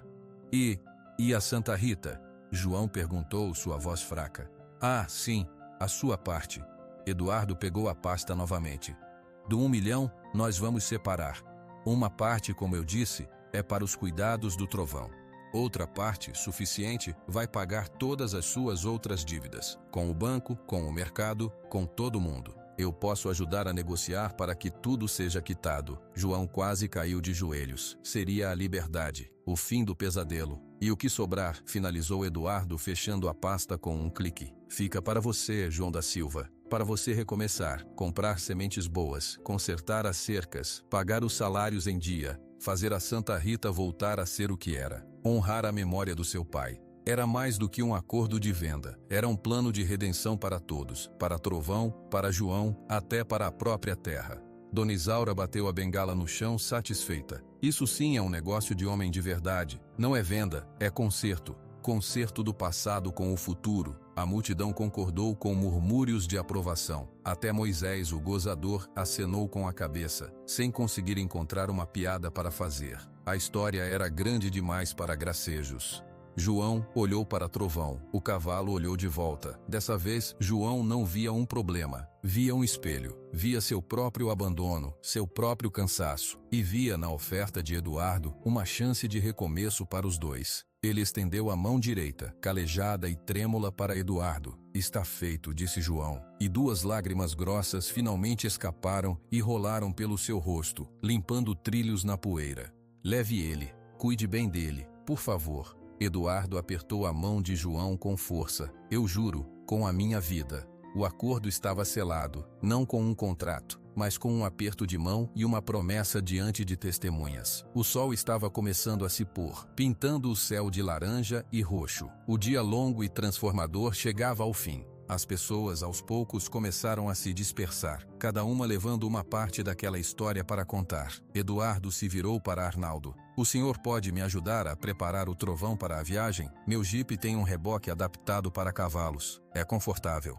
Arnaldo, ainda com o cheque na mão, assentiu vigorosamente. Claro, sim, senhor. Vou buscar uma escova, dar uma limpada nele para a viagem. Enquanto Arnaldo saía correndo, Eduardo e João ficaram parados ao lado de Trovão. Sofia se aconchegou novamente perto do cavalo, aproveitando os últimos momentos. Ele vai ter uma boa vida, Sofia, disse Eduardo para ela. Você pode ficar tranquila. Eu sei, sussurrou Sofia, abraçando o pescoço de Trovão. Tchau, boy. Obrigada por tudo. Trovão esfregou a cabeça no braço dela, num claro gesto de despedida. João observava, seu coração pesado e leve ao mesmo tempo. A fazenda estava salva, mas o curral da Santa Rita nunca mais seria o mesmo. Faltaria um vulto cinza e branco sob a árvore seca. E João sabia que dali para frente, toda vez que olhasse para aquele pasto, ele não veria só um espaço vazio, veria uma lição. Enquanto a poeira do curral começava a baixar e o sol tingia o céu de tons quentes, Eduardo Prado manteve a mão no ombro de João por um momento mais longo. Aquele não era um gesto de negócio, era um gesto de entendimento entre 2 homens que, de formas muito diferentes, tinham suas vidas viradas de cabeça para baixo por aquele cavalo. João, disse Eduardo, baixando a voz para que só eles 2 ouvissem no meio do burburinho baixo que ainda restava. Precisamos acertar os detalhes, mas quero que você entenda uma coisa. Esse dinheiro não é um presente, é uma troca justa. Você manteve o trovão vivo todos esses anos. Sem você, talvez eu nunca tivesse encontrado ele. João abanou a cabeça, envergonhado. Eu não mantive bem, não. Você viu o estado dele. Mas ele está vivo, insistiu Eduardo. E agora nós vamos fazer o resto. Vamos sentar ali naquela mesa. Vamos acertar tudo com calma. Ele apontou para uma mesa de madeira rústica perto da barraca de churrasco, onde alguns homens ainda tomavam cerveja, mas que agora estava vazia. João concordou com um aceno. Ele sentiu as pernas pesadas, mas uma nova clareza na mente. O nevoeiro do desespero estava se dissipando. Enquanto os 2 se dirigiam à mesa, Arnaldo voltou correndo com uma escova e uma mangueira. Ele começou a escovar o pelo de Trovão com um cuidado que o animal não recebia há anos. Sofia pegou um balde e encheu-o de água limpa para ajudar. Sentados à mesa, Eduardo abriu a pasta novamente. Desta vez, ele tirou um bloco de notas e uma caneta. Vamos por partes, começou ele, sua voz assumindo um tom prático, mas ainda gentil. O valor total é R$1 milhão, correto? Correto, confirmou João, sua voz mais firme. Desse 1 milhão, a primeira parte é para os cuidados do Trovão. Eu vou separar R$200 mil agora mesmo. Esse dinheiro vai direto para uma conta do hospital veterinário. Vai cobrir todos os exames, os tratamentos, a fisioterapia, a alimentação especial, tudo o que ele precisar até ficar forte. João assentiu. Era muito dinheiro, mas fazia sentido. Está bem. A segunda parte, continuou Eduardo, fazendo uma nota no bloco. É para liquidar suas dívidas. Você me diz quanto deve ao banco, ao mercado, ao Zé do Carroção, a todos. Nós ligamos para cada um ainda hoje. Eu faço as transferências diretas das minhas contas. Assim você fica livre. Nada de juros, nada de ameaças. A ideia de falar em suas dívidas em voz alta ainda dava vergonha a João, mas o alívio era maior. O banco é a maior. São 250 mil. O resto, somando tudo, deve dar uns 100 mil. Eduardo anotou. 350 mil. Vamos arredondar para 400 mil, para garantir que paga tudo e sobra um pouco para multas ou acertos. Combinado? Combinado, disse João, sentindo um peso imenso sair de suas costas. O que já nos leva a 600 mil, calculou Eduardo em voz alta. Sobram então 400 mil reais. João prendeu a respiraça. 400 mil reais livres. Era uma fortuna, era o recomeço. Esses 400 mil são seus, João, disse Eduardo, olhando nos olhos dele. Para você investir na Santa Rita. Para comprar um trator novo ou consertar o velho. Para cercar os pastos direito. Para comprar bezerros de boa qualidade. Para pagar adiantado a ração do próximo ano. Para dar um sinal de vida nova. João não conseguia falar. Ele olhou para as mãos sobre a mesa, calejadas e marcadas. Com aquele dinheiro ele poderia fazer a fazenda prosperar de novo. Poderia olhar nos olhos de Maria sem medo. Poderia chamar os filhos para visitar sem ter vergonha do estado das coisas. Eu não sei como agradecer, conseguiu dizer João, a voz embargada. O agradecimento é meu, respondeu Eduardo com sinceridade. Você está me dando a chance de cumprir a promessa mais importante da minha vida. Nesse momento, Dona Isaura se aproximou da mesa, apoiada em sua bengala. Ela olhou para os dois. Estão acertando os vistos, né? Perguntou com um certo ar matreiro. Estamos, Dona Isaura, disse Eduardo, fazendo-lhe um sorriso de respeito. Bem feito. Dinheiro é bom, mas palavra de homem vale mais. Ela olhou para João. Aproveita essa chance, João. Sua mãe, que Deus tenha, era uma mulher de bem. Ela ficaria contente de ver você levantando a cabeça de novo. A menção da mãe atingiu João em um lugar sensível. Ele baixou a cabeça, emocionado. Vou tentar, Dona Isaura. Juro que vou.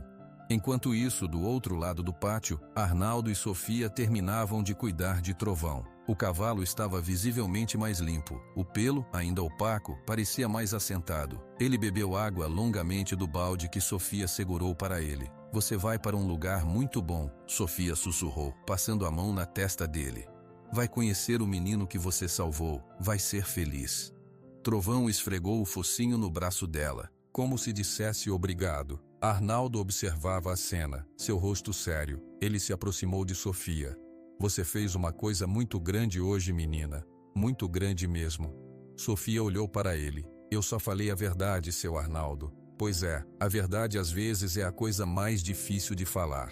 Ele suspirou. O seu João vai ficar bem agora. Esse homem de São Paulo é sério. De volta à mesa, Eduardo estava terminando de escrever um documento simples à mão, declarando os termos do acordo. Ele leu em voz alta para João, que concordava com cada ponto. E assim, fica acordado que a quantia de 400 mil reais será transferida para a conta de João da Silva, para uso exclusivo na recuperação da Fazenda Santa Rita. Está certo, disse João. Vamos assinar? Perguntou Eduardo, estendendo a caneta. João pegou a caneta. Sua mão tremeu levemente, mas ele assinou seu nome com uma letra firme, ao lado da assatura de Eduardo Prado. 2 traços no papel que mudavam o destino de todos. Eduardo guardou uma via e deu a outra para João.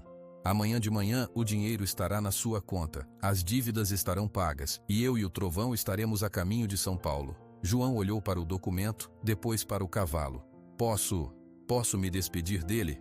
Claro, disse Eduardo levantando-se. Ele é seu amigo. sempre será. João se levantou e caminhou até Trovão. As pessoas que ainda restavam no curral observaram em silêncio. Aquele era o momento final entre o homem que teve tudo e perdeu, e o animal que nunca deixou de ser grande, mesmo na miséria. João parou em frente a Trovão. Ele levantou a mão, hesitou, e então colocou-a com um toque suave no lado do pescoço do cavalo, no mesmo lugar onde Eduardo tinha apoiado a testa. Trovão. A voz de João saiu rouca e cheia de emoção. Eu não tenho muito o que dizer. Só que eu sinto muito. Muito mesmo. Eu fui cego. Eu só via os problemas, e não vi o herói que eu tinha no meu pasto. Ele fechou os olhos por um instante, lutando contra as lágrimas. Você salvou 2 crianças. Uma há 10 anos, e a Sofia agora. Eu não salvei nem a mim mesmo, mas você me deu uma chance. O senhor Eduardo me deu uma chance por sua causa. Eu não vou desperdiçar. Eu vou cuidar da Santa Rita direito. Vou cuidar dos animais, das pessoas, eu prometo. Trovão virou a cabeça e olhou diretamente para João. Seus olhos, agora limpos e mais presentes, pareciam entender. Ele soltou um baixo bufado de ar quente no braço de João. Foi o perdão que João nunca soube que precisava. João então se virou para Sofia, que estava ao lado. Sofia, obrigado. Por tudo. Por ser boa com ele. Por ter coragem. Você salvou ele hoje também. Sofia sorriu, um sorriso triste mas bonito. De nada, seu João. Eduardo se aproximou. Está na hora, João. A viagem é longa e quero chegar em São Paulo ainda de madrugada para ele descansar. João assentiu. Ele deu um último tapinha no pescoço de Trovão. Vá em paz, guerreiro. Arnaldo e Eduardo guiaram Trovão para o reboque adaptado atrás do jipe. O cavalo subiu a rampa com alguma dificuldade, mas sem relutar. Parecia que ele sabia que aquele caminho levava a um lugar melhor. Eduardo fechou a porta traseira do reboque, garantindo que estava bem fechada. Ele se virou para o pequeno grupo que restava. João, Arnaldo, Sofia e Dona Isaura. Agradeço a todos, disse Eduardo, por terem sido parte desse dia. Nunca vou esquecer. Ele cumprimentou a cada um com um aperto de mão. Quando chegou em Dona Isaura, ela segurou sua mão com as 2 dela, suas mãos finas e ossudas. Cuida bem do nosso herói, ela pediu, seus olhos azuis brilhando. Com toda a minha vida, prometeu Eduardo novamente. Ele então entrou no jipe, ligou o motor, acenou pela janela. O jipe, puxando o reboque com seu precioso passageiro, começou a se mover lentamente pelo pátio de terra, levantando uma última nuvem de poeira dourada pelo sol poente. João, Arnaldo, Sofia e Dona Isaura ficaram parados, observando até que o veículo sumiu na estrada, virando à direita em direção à rodovia. O curral estava praticamente vazio agora.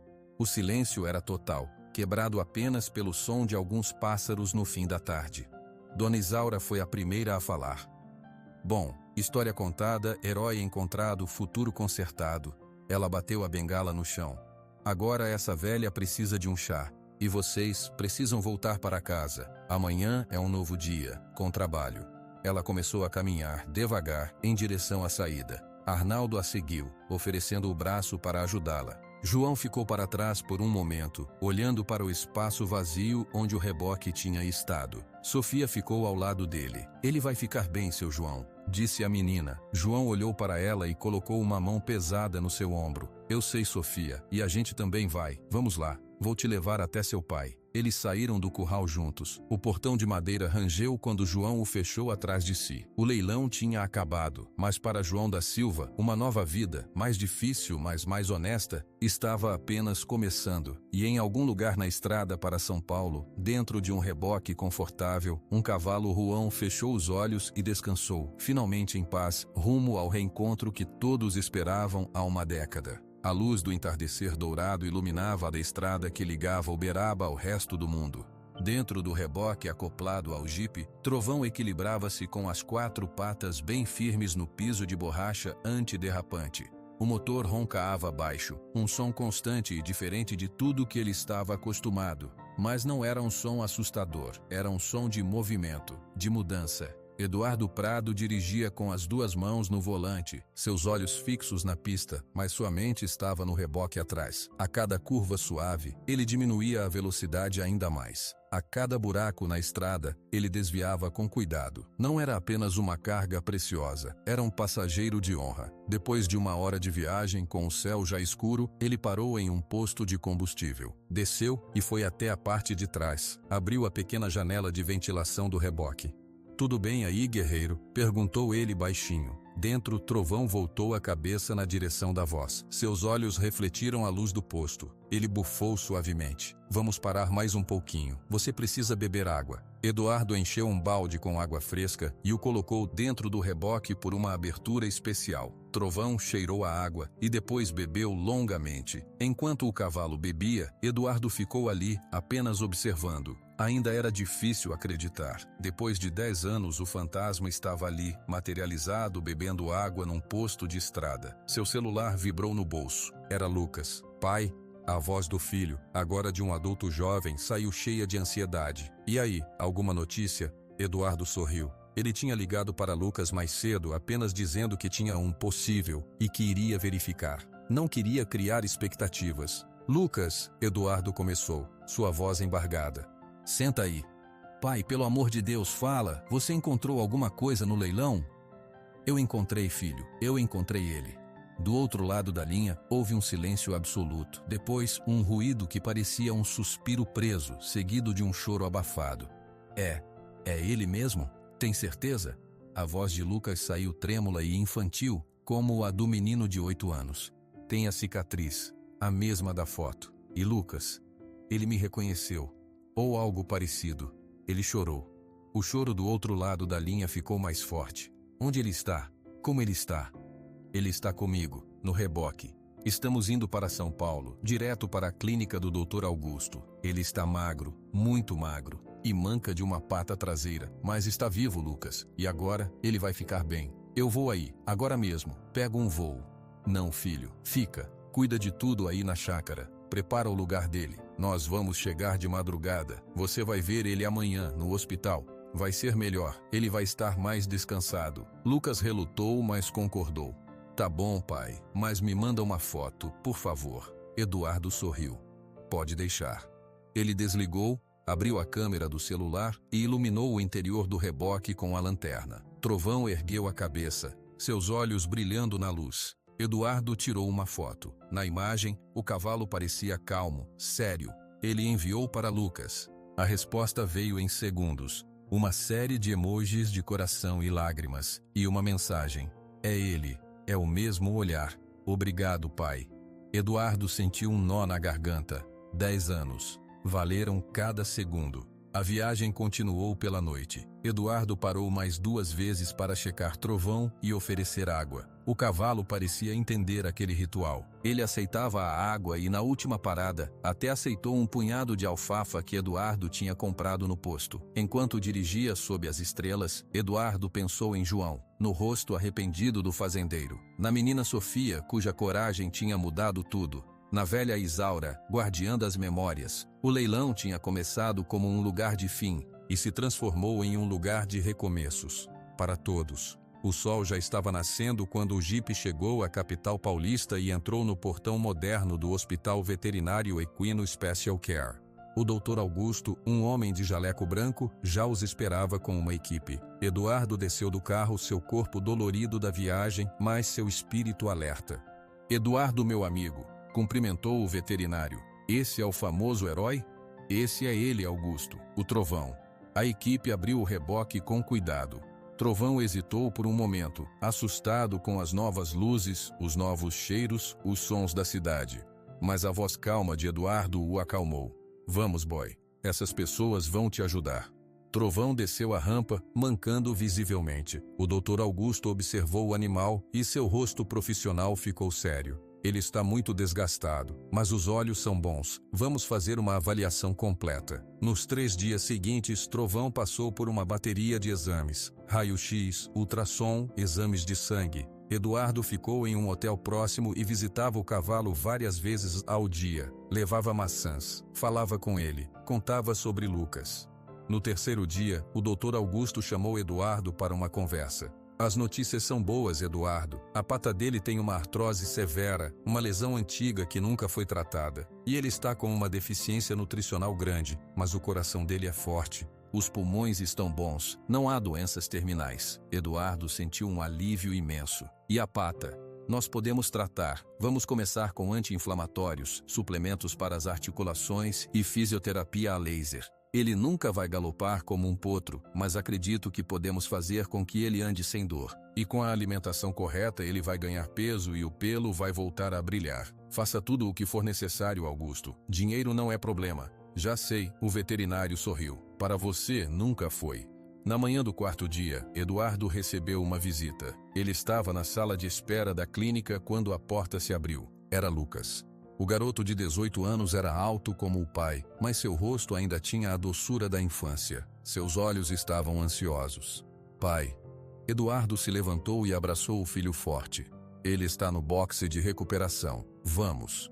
Os dois caminharam pelos corredores limpos até um boxe amplo e claro. Lá dentro, Trovão estava em pé, com uma bandagem na pata traseira. Ele estava mais limpo, e alguém da equipe tinha escovado seu pelo, que já parecia mais macio.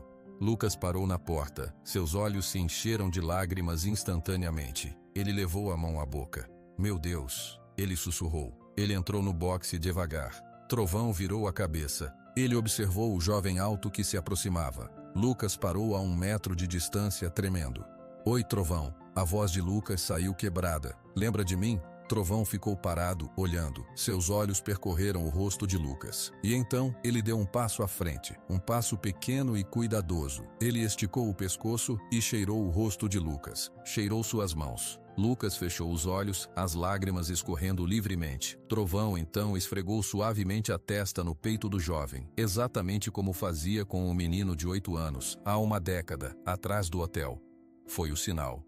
Lucas caiu de joelhos no chão limpo do boxe e abraçou o pescoço do cavalo, enterrando o rosto no pelo. Seu choro era silencioso, profundo, o choro de uma espera que tinha acabado. Obrigado. Ele chorou, repetindo a palavra. Obrigado. Obrigado por ter voltado. Obrigado por ter me salvado. Eduardo, observando da porta, não tentou conter suas próprias lágrimas. A cena diante dele era a realização de tudo. Da promessa, da busca, da gratidão. Trovão ficou quieto recebendo o abraço. Ele baixou a cabeça sobre as costas de Lucas, num gesto de proteção que era puro instinto, pura memória. Naquele boxe de hospital, o círculo foi finalmente fechado. O herói e a criança que ele salvou, reunidos. O passado e o presente, costurados por um laço de coragem que o tempo não conseguiu apagar. 1 mês depois, uma caminhonete com um reboque moderno subia a Serra Verdejante de Minas Gerais. Dentro do reboque, Trovão viajava de pé, mas agora com muito mais conforto. Sua pata ainda doía um pouco, mas a fisioterapia tinha feito milagres. Ele já não mancava tanto. E seu pelo, agora alimentado com vitaminas e uma dieta rica, tinha ganhado um brilho prateado. Ele ainda era magro, mas não era mais um esqueleto. Era um cavalo idoso, mas digno. Eduardo dirigia, e Lucas estava ao seu lado, falando sem parar sobre os preparativos. O pasto já está cercado, pai. É o mais perto da casa. Tem a sombra daquelas 2 árvores grandes. E o riacho passa bem do lado. O médico disse que a água corrente é boa para ele. Você pensou em tudo, filho. Claro, é para ele. Eles entraram na propriedade da família, uma chácara ampla e tranquila em Serra Negra. O ar era puro, o silêncio era quebrado apenas por pássaros. Lucas saltou da caminhonete antes mesmo de parar e correu para abrir o portão do pasto. Eduardo manobrou o reboque até a entrada. Quando a porta traseira foi aberta, Trovão saiu, pisando na grama macia e verde pela primeira vez em muitos anos. Ele parou, imóvel. Suas narinas se expandiram cheirando o aroma da terra molhada, das flores, da liberdade. Ele deu alguns passos, sem pressa. A grama era macia sob seus cascos. O sol da manhã era quente, mas uma brisa fresca vinha da serra. Lucas se aproximou segurando uma maçã. Trovão pegou a maçã com delicadeza. Bem-vindo para casa, Trovão, disse Lucas acariciando seu pescoço. O cavalo olhou para o jovem, depois para o pasto verde, para o riacho cristalino, para o céu azul. Ele então caminhou até o meio do campo, parou e ergueu a cabeça bem alto. Seu peito se expandiu num suspiro longo e profundo. E então, ele simplesmente ficou ali, em paz, em casa. De volta a Uberaba, na fazenda Santa Rita, as coisas também estavam diferentes. João da Silva acordava cedo, mas agora não era com um nó de preocupação no estômago. Era com uma lista de tarefas. As dívidas estavam pagas. O banco tinha enviado uma carta de quitação. Ele tinha comprado material para consertar as cercas. Arnaldo e Tião estavam trabalhando com um novo ânimo, seus salários em dia. Uma tarde, João estava martelando uma tábua nova na cocheira quando viu Sofia atravessando o pasto com um balde. Ele a chamou. Sofia, vem cá. A menina se aproximou, um pouco desconfiada. Eu queria te dar uma coisa, disse João. Ele entrou na casa e voltou com um pacote. Era um novo par de botas de montaria, do tamanho dela, para você andar aí pelo campo com mais segurança. E também, se você quiser, pode vir visitar a égua Baia toda semana. Ela tá para ter um potro. Você pode cuidar dele. Sofia pegou as botas, seus olhos arregalados. De verdade, seu João, de verdade. Um herói me ensinou que a gente tem que ver o valor das coisas e das pessoas. Você tem valor, Sofia. Muito obrigado. Sofia sorriu, um sorriso largo e aberto. Obrigada, seu João. Ela saiu correndo, com as novas botas no colo. João assistiu ela ir embora e depois olhou para o pasto vazio perto da árvore seca. Não estava mais vazio para ele, estava cheio de lembranças, de lições. Ele pegou o martelo e voltou ao trabalho. O som dos golpes ecoava na fazenda, não como um som de desespero, mas como um som de reconstrução. Um novo começo batendo prego por prego. Em Serra Negra, sob o sol da tarde, Trovão deitou-se na grama macia perto do riacho. Lucas estava sentado ao lado dele, lendo um livro em voz baixa. Eduardo observava a cena da varanda da casa, uma xícara de café na mão. O cavalo que ninguém queria tinha encontrado seu lugar. O herói esquecido tinha recebido seu agradecimento, e a promessa de um pai, feita há 10 anos no cheiro de hospital e medo, tinha sido cumprida sob o céu aberto de Minas, ao som de água corrente e da voz tranquila de um filho agradecido. A história de Trovão não era mais uma lenda perdida, era uma memória viva, respirando ar puro, pisando em grama verde e sendo amada. E assim, todo mundo naquela corrente de gratidão de João a Sofia, de Eduardo a Lucas seguiu em frente, carregando no coração a lembrança do dia em que aprenderam que o verdadeiro valor nunca está à vista. Está sempre no interior, esperando para ser reconhecido.